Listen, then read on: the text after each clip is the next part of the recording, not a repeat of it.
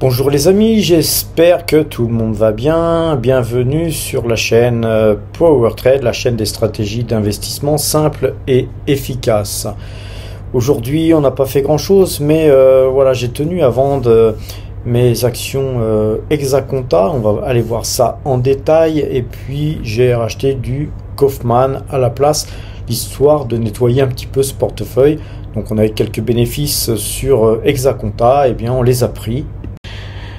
Donc les actions Hexaconta, nous les avons vendues, à 146 euros, hein, donc il y en avait 10, l'ensemble a été vendu à 146 euros et en contrepartie nous avons arbitré et acheté Kaufmann et Broad que nous avions acheté à 28,35 euros pour une quantité de 51 titres. Alors les amis, un petit tour du côté des valeurs qu'on a en portefeuille et au niveau des pourcentages, et on voit qu'on a le CAC 40 qui se reprend un tout petit peu. On va aller voir le graphique tout à l'heure.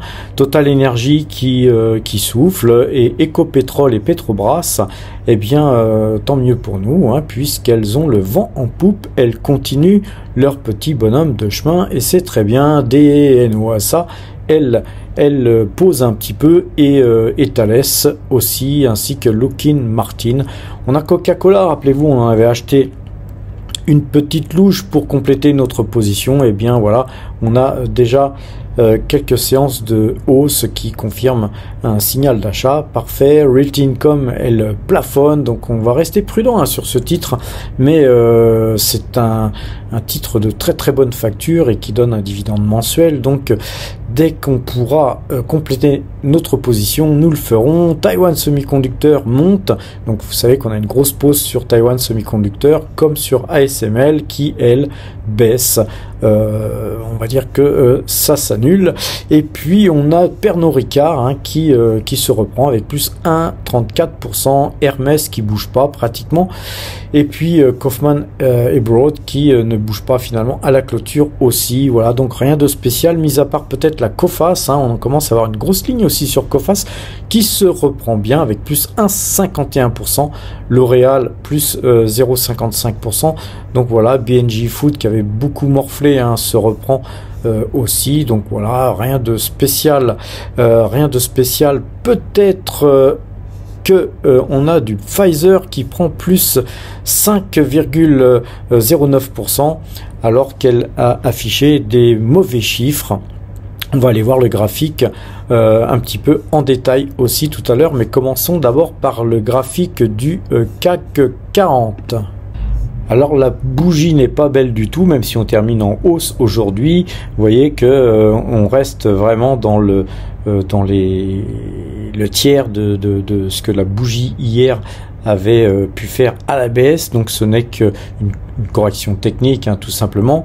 Et puis je vous rappelle que nos algorithmes sont toujours vendeurs sur le CAC 40, mais pas seulement nos algorithmes. Maintenant, à présent, la moyenne 2 jours, 12 jours, elle est vendeuse elle aussi. Donc tout ça m'amène à conforter ma position de vendeur.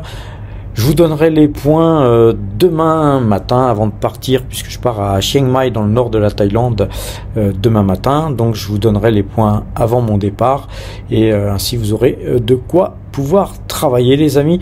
Maintenant allons voir le graphique de Total Energy, et on voit que là vraiment ce point est très fort, 63,62 €, 63,60 €.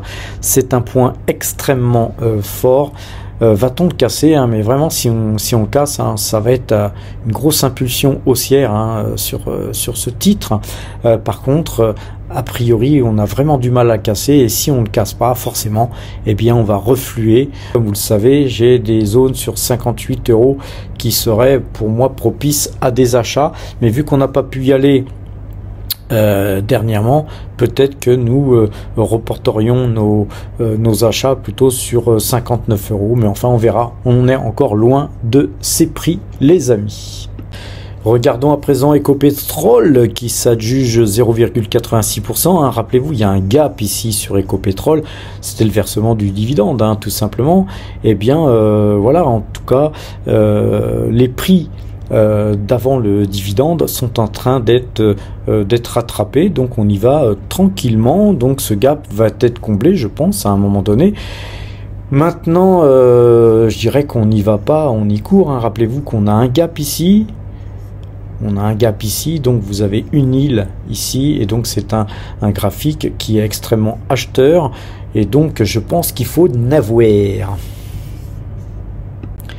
Alors Petrobras qui prend 0,58% à l'heure où je vous parle. Bien sûr, les marchés américains ne sont pas encore fermés, puisque nous venons tout juste de clôturer à la bourse de Paris. Alors là, je pense que c'est pareil, Petrobras, faut n'avoir aussi. Ça m'a l'air très haussier. Si on casse ces plus hauts, eh bien, je pense qu'on pourrait faire encore 2, 3, voire 4 $ de plus que les plus hauts historiques, surtout vu la conjoncture actuelle, les amis. À présent, regardons Thales, Thales qui a vraiment beaucoup monté. Là, vous voyez, on avait un gap ici, un tout petit gap ici, mais gap quand même. Donc, vous avez une île aussi sur Thales. Très haussier ce genre de graphique. Normalement, ça va nous emmener, je pense, au moins sur les 155 €. Mais vous savez, j'aime pas les objectifs. Mais là, si vous voulez, faut pas paniquer parce qu'on a une bougie rouge ici. Faut pas croire non plus au Père Noël. Faut pas croire non plus que Thales allait continuer à monter comme ça impunément, sans au moins quelques petites prises de bénéfices. Donc voilà, il faut rester patient. En tout cas, sur ce titre, je pense qu'on va continuer aussi à monter.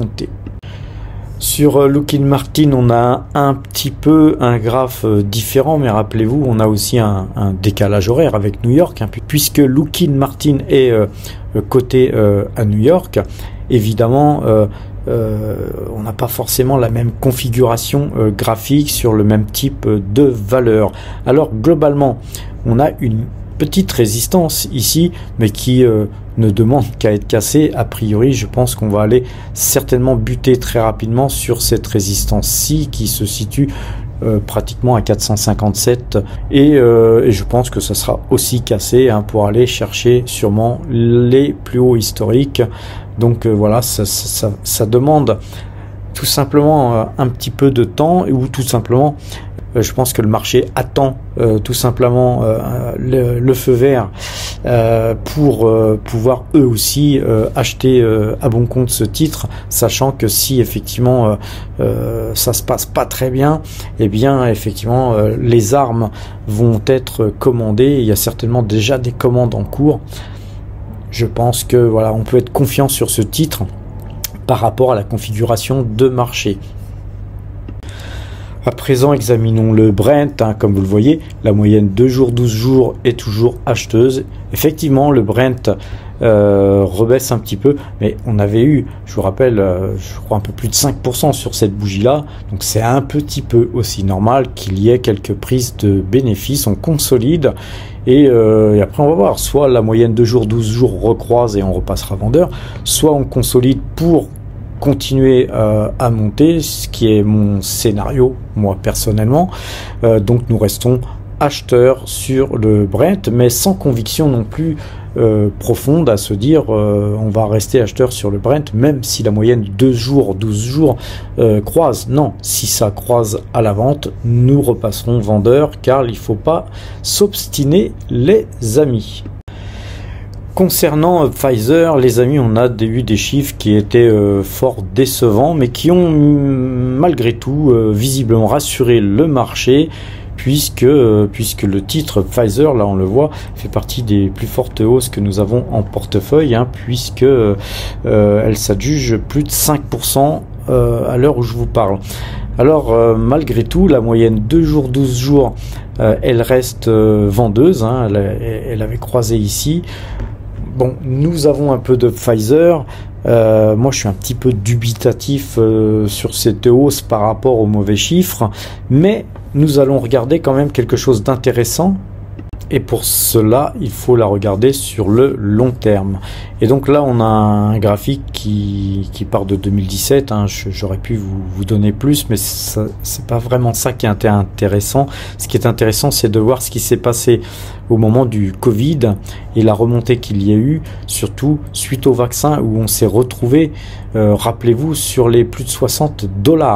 Pfizer a valu plus de 60 $. C'est une valeur qu'on avait acheté et traité plusieurs fois, et donc on a pris pratiquement tout ce mouvement, hein. Je pense qu'on avait pris ce mouvement là et puis ce mouvement là, j'ai plus souvenir des prix, mais on s'était bien gorgé de pognon à ce moment là. Et globalement ensuite, bien effet Covid terminé, machin truc, ben nous on a arrêté de traiter ce titre qui me paraissait cher.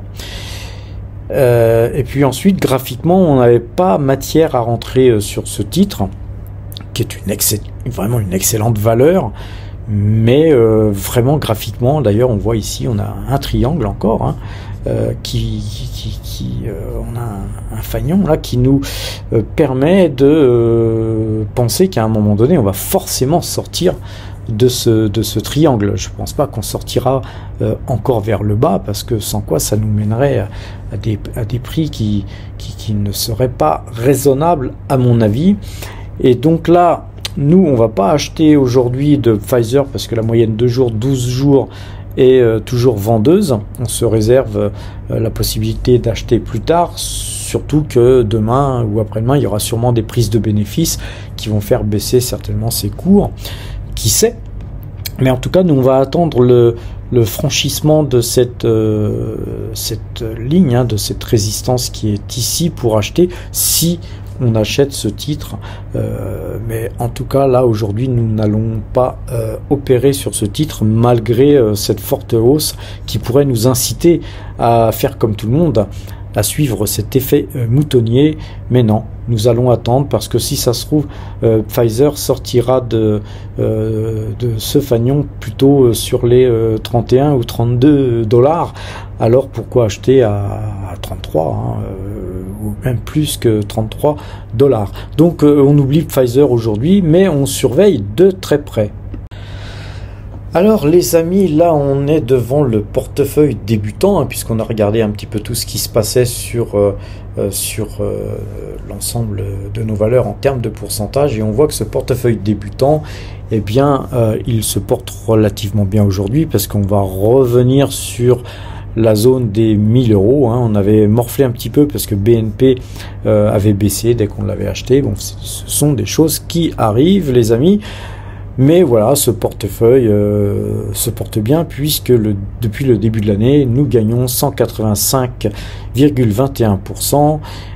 Donc on a gagné 648,22 €. Je vous rappelle qu'au début de l'année, nous n'avions seulement que 350 €, et puis que globalement, avec ces 648 € de gagnés, nous totalisons 998 € au total sur notre portefeuille. Donc aujourd'hui, c'est BNP et Total Energy qui sont les deux seules sociétés que nous avons en portefeuille. Et puis ça y est, on commence à se refaire un petit peu du pognon avec les AdSense. Donc on va attendre et les dividendes et qu'on ait assez d'AdSense en magasin pour pouvoir refaire feu sur une autre société, ou voir une de ces deux sociétés que nous avons déjà en portefeuille. Si vous souhaitez les amis nous suivre sur ce portefeuille débutant et soit répliquer ce portefeuille, ce que je ne conseille pas, je conseille de répliquer la stratégie. La stratégie est de choisir vous-même les sociétés qui vous plaisent, les sociétés que vous avez vous-même analysées, ou les sociétés qu'on analyse sur Power Trade. Vous n'êtes pas obligé de prendre les sociétés du portefeuille débutant. En fait, moi j'ai choisi celle-là, mais on peut en choisir d'autres bien sûr. Ce qui est important, c'est la stratégie. Rappelez-vous, on va aller voir un portefeuille juste après. Ce portefeuille, il y a 44 ans, il était exactement comme celui-là. Nous étions partis de zéro, et maintenant regardons à présent où il est. Mais avant tout, je vous rappelle qu'il y a des liens en description qui vous permettent de pouvoir bénéficier de primes de parrainage. Et ces primes de parrainage, eh bien, nous les partageons, puisque à chaque fois que vous ouvrez un compte, vous allez toucher 120 ou 100 euros suivant les comptes de primes de parrainage, mais PowerTrade touche la même chose sensiblement. Et ce qui se passe, c'est que cet argent que nous encaissons, eh bien, on le reverse tout de suite dans la prime de parrainage que vous voyez ici à 0, puisqu'on a déjà tout investi sur des actions, sur les actions Total Energy et BNP, mais une fois qu'on a assez d'argent, on réinvestit sur d'autres actions, etc. Donc non seulement vous pouvez toucher une prime de parrainage, et donc ça vous aidera à développer votre portefeuille, hein, quand on commence c'est toujours bien, mais nous, ça nous permet aussi de pouvoir développer nos stratégies sur le portefeuille débutant. Alors à présent, regardons le portefeuille justement PowerTrade.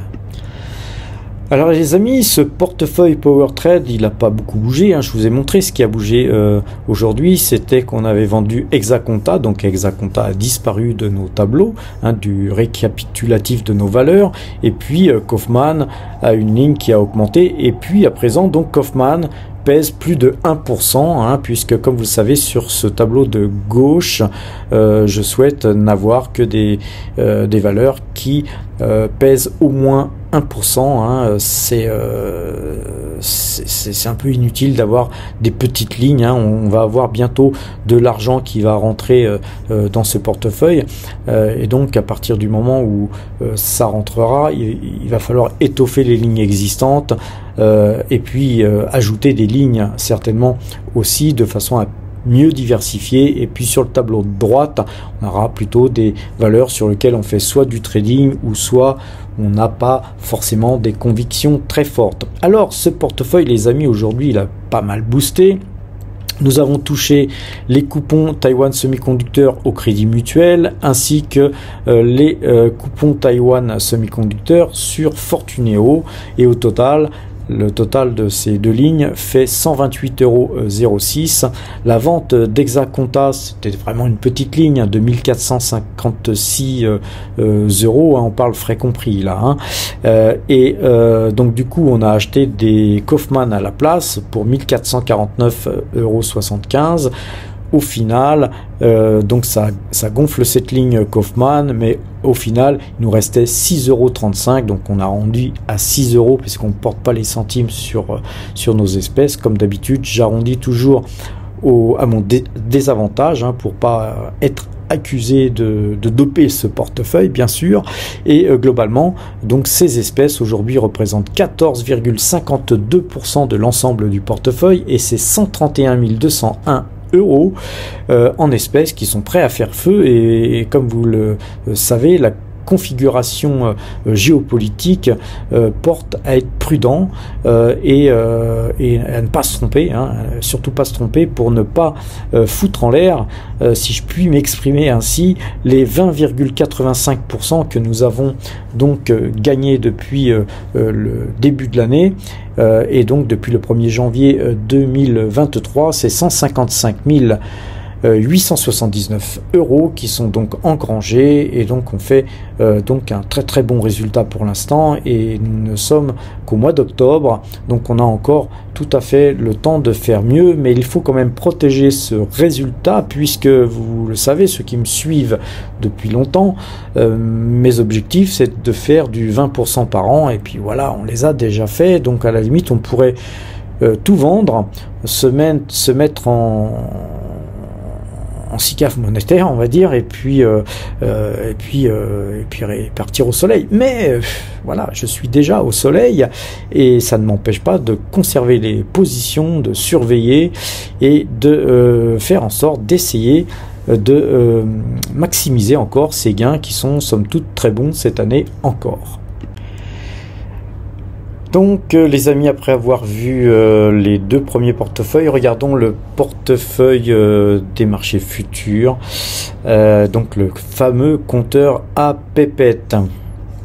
Et donc avant, vous allez bien me faire un petit pouce bleu si vous avez apprécié cette vidéo, vous abonner si vous n'êtes toujours pas, et puis activer la cloche pour avoir les notifications, partager avec les amis bien sûr. Alors le compteur à pépettes à présent, nous montre que nous gagnons 53 points sur le trade en cours. On repère un peu de terrain, hein, ceci dit, voilà, il n'y a pas mort d'homme, nous restons en position et ce CAC 40 nous fait gagner 2613 points depuis que nous avons commencé, c'est-à-dire depuis 15 mois, depuis le 1er juin 2022. 48 trades gagnants ont permis de réaliser ce résultat contre 45 trades perdants. Concernant le DAX, on a gagné donc 89 points sur le trade en cours. C'est 3901 points qui sont donc engrangés depuis que nous traitons le DAX avec 33 trades gagnants pour 29 trades perdants. Le S&P 500, il vient de passer donc acheteur il y a peu. Et donc nous avons perdu 42,5 points sur le trade précédent, il faut le signaler, et puis actuellement sur le trade en cours nous gagnons 2,5 points.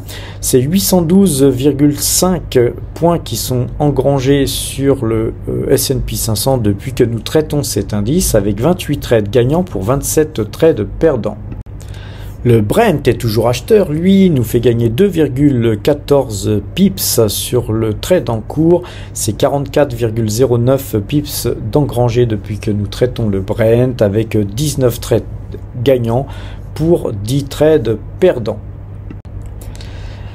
Alors, l'euro-dollar, lui, toujours une petite pause hein, que nous avons dans ce portefeuille, toujours acheteur, on est toujours haussier sur l'euro-dollar et donc nous gagnons 0,028 pips sur le dollar. Sur l'ensemble des positions que nous avions prises depuis que nous traitons l'euro-dollar, et je vous rappelle que ça fait vraiment pas longtemps qu'on le traite puisqu'il a été rajouté en cours de route il y a très peu de temps. Alors l'ensemble de tous ces trades faits sur l'ensemble de tous ces indices nous fait gagner 7396 points et globalement c'est 135 907 € d'engrangé sur l'ensemble de tout ce qui a été fait depuis maintenant 15 mois. Alors les amis, on va terminer cette vidéo sur le site Moning. Je vous rappelle que vous avez un lien en description hein, qui vous permet d'aller voir Moning. Hein. Je vous conseille même pas hein, d'acheter, de payer pour accéder à ce titre, puisque la version gratuite est tout à fait performante hein, pour pouvoir totaliser vos dividendes et voir où vous en êtes. Bon, moi j'ai pris la version payante pour mieux pouvoir vous montrer les choses et de manière plus agréable. Mais voilà, donc on peut sur Moning se constituer le portefeuille que vous avez en fait avec vos divers comptes, et à partir de là vous avez la valeur de votre portefeuille, le montant des dividendes qui sont donc versés annuellement, et puis aussi la hausse chaque année que vous avez de ces dividendes qui est donc prévue.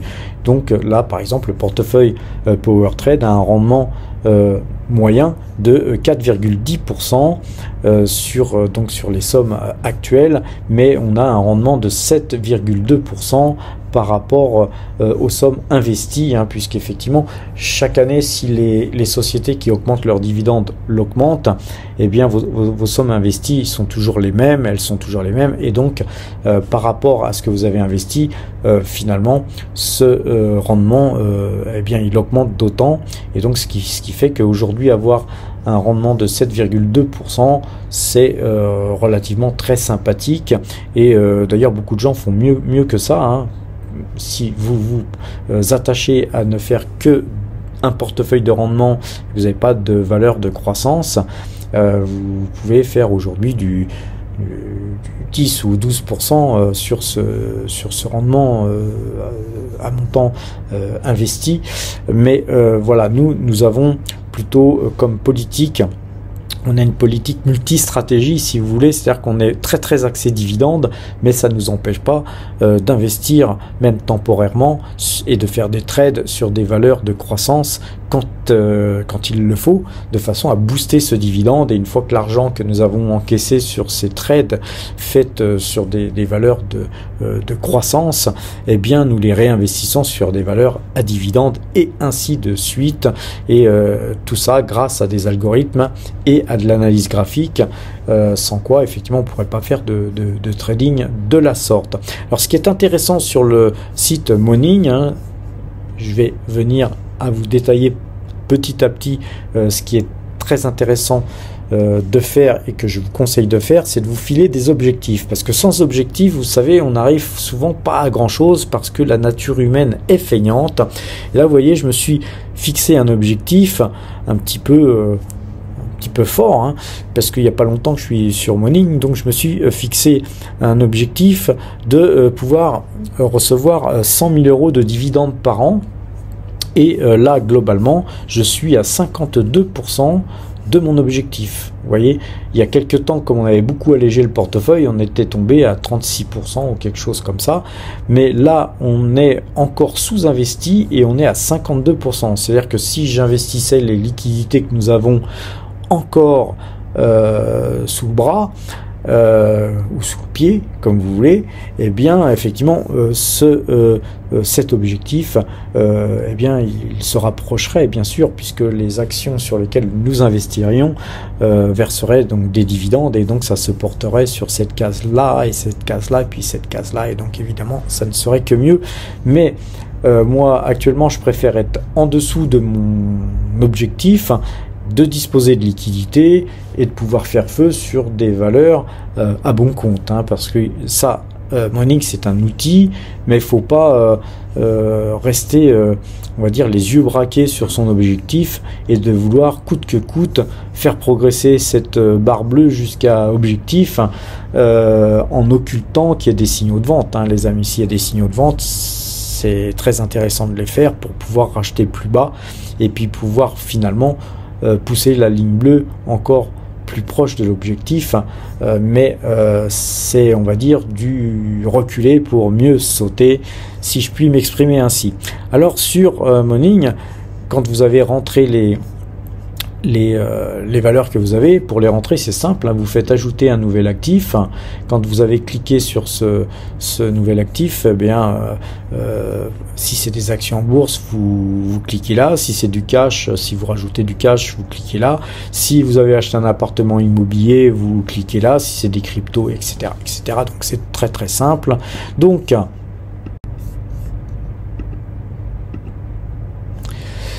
on en revient à notre portefeuille et on voit, alors ce qui est bien, c'est qu'on peut classer par ordre de montant des dividendes décroissants ou croissants. Vous voyez, on peut choisir même les secteurs, ordre alphabétique, etc. Donc moi j'ai choisi montant des dividendes décroissants. Ça me permet d'avoir tout de suite, immédiatement, les valeurs qui me versent le plus de dividendes, et je vais vous montrer ça. C'est Total Energy qui est la société qui est sur laquelle on est encore le plus investi, qui nous verse un dividende annuel de 11 396 euros. Nous avons Ecopetrol tout de suite derrière qui nous verse 5 561 euros. Tout ça c'est par an, hein, les amis. Ensuite nous avons la Coface, 5 168 euros. Ensuite, nous avons Ecopetrol, 3 906 euros. Ensuite, on a Pernod Ricard qui verse 2115 euros. Et puis AXA, 2040 euros, etc., etc. Donc, ça vous permet de voir l'ensemble de tout ce que vous allez recevoir comme dividende tout au long de l'année. D'ailleurs, cliquant sur le calendrier des dividendes que vous avez ici. Donc quand on clique ici, eh bien vous avez le montant des dividendes qui sont versés tous les mois, hein. Donc là en tout cas c'est du passé, hein, septembre, et là on voit qu'en octobre on a 4 749 euros qui vont tomber, en novembre on aura 2 595 euros, et en décembre 4 495 euros. Donc ça peut vous permettre, si vous en vivez, de déterminer combien vous allez toucher pour vivre. Et ça peut aussi vous permettre de vous dire, tiens, au mois d'août et au mois de septembre, je gagne pas BZF et donc je vais choisir des valeurs peut-être qui versent des dividendes à ces moments-là. Et donc vous n'allez pas acheter non plus à n'importe quel prix, mais sur ces valeurs qui versent des dividendes à ce moment-là, vous avez des valeurs comme par exemple Realty Income qui verse des dividendes tous les mois. Donc ça peut être possible d'augmenter sa pause sur cette valeur par exemple, mais ça n'empêche pas de choisir des moments où l'analyse graphique vous dit que c'est le moment d'acheter. C'est pas parce que vous voulez faire monter cette barre bleue que vous allez acheter à n'importe quel prix, les amis. En tout cas, ce n'est que mon conseil. Donc là, vous avez un panel de tout ce qui va vous arriver jusqu'à septembre 2024. Donc c'est très sympa d'avoir un visuel, on va dire, à l'instant T. Vous pouvez vous le faire sur Excel, hein, ce que je fais aussi, mais ce qui est beaucoup plus fastidieux. Mais le fait de l'avoir sur Excel et de l'avoir sur Morning, ça vous permet aussi de vérifier ce que vous avez fait. Et donc c'est toujours intéressant d'avoir une vérification. Donc après là, vous voyez, ça ce sont les dividendes en juillet 2023 que nous avions touchés, etc. Et là, en novembre, on voit qu'on a eu des dividendes Petrobras, Pernod Ricard, Realty Income, voilà, tout ça, ASML, tout ça, ça a été programmé, hein, et donc en novembre, nous allons toucher 2595 €, et puis en décembre, nous allons toucher 4485 € et vous avez toutes les valeurs qui verseront leurs dividendes qui sont donc affichées là, et vous voyez combien chaque valeur va vous verser. C'est très très bien fait. Je vous conseille donc d'ouvrir un compte chez Morning. C'est gratuit les amis, hein. C'est pas pour vous faire ouvrir un compte ou vous prendre du pognon ou quoi ou qu'est-ce, c'est que c'est vraiment un outil très intéressant. En tout cas, moi, je l'utilise et même la version payante n'est pas si chère que ça, mais à une condition d'avoir un portefeuille d'au moins 500 000 €, hein, parce qu'il faut toujours quantifier les achats que vous faites pour gérer vos portefeuilles. Ça fait, faut vous considérer comme une société, les amis, et voilà, quand vous investissez dans un outil, eh bien, faut pas que ça représente plus de 2%, 1 ou 2% de l'ensemble de vos actifs, sans quoi c'est inutile de payer aussi cher pour avoir un outil, surtout comme Morning, que vous pouvez vous construire, encore une fois, sur Excel. Alors, les amis, quand on va tout en bas de la page, vous voyez les secteurs que vous avez, secteur de l'énergie, la finance, etc.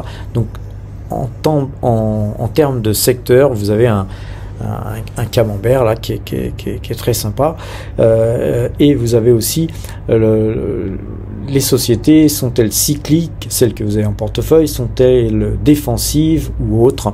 Donc ça, c'est assez intéressant. Vous pouvez voir les actions, et les actions, ça vous permet de voir que, vous voyez, on a vendu beaucoup de Total, mais ceci dit, on est encore très investi sur Total. Je me rappelle que des gens m'ont reproché d'avoir vendu mes actions Total Énergie, mais vous voyez que si vous étiez dans ma situation, allégé sur un titre où vous êtes peut-être trop investi en termes de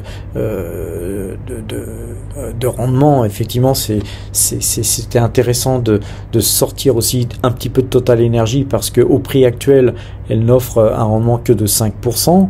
Et puis de l'autre côté, en termes de diversification, puisqu'elle est arrivée à maturité, maturité de prix, je pense que c'était vraiment intéressant de prendre une part de bénéfice sur Total Energy. Et puis voilà, on est monté en puissance sur Pernod Ricard, Hermès, Coface, AXA, Taiwan Semiconductor. Ça fait déjà un bout de temps qu'on est dessus, on croit toujours dans cette position. Vous savez, des fois il faut être très patient. Realty Income, c'est une société qu'on a pratiquement toujours eu en portefeuille, mais là on commence à remonter un petit peu aussi sur ce titre en termes de puissance, puisqu'elle est affichée à des cours relativement intéressants. Et puis ensuite on a L'Oréal, Lockheed Martin, Ecopetrol, Coca-Cola, Petrobras, Thales, Lotus Bakery et ainsi de suite, hein. Et donc ça vous permet de voir où vous en êtes d'un seul clic de souris. En termes de pays aussi, ça vous permet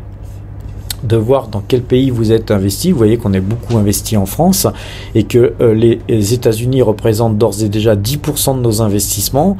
Donc c'est assez rare qu'on ait été aussi investi aux États-Unis, mais c'est des investissements qui vont augmenter au fil du temps.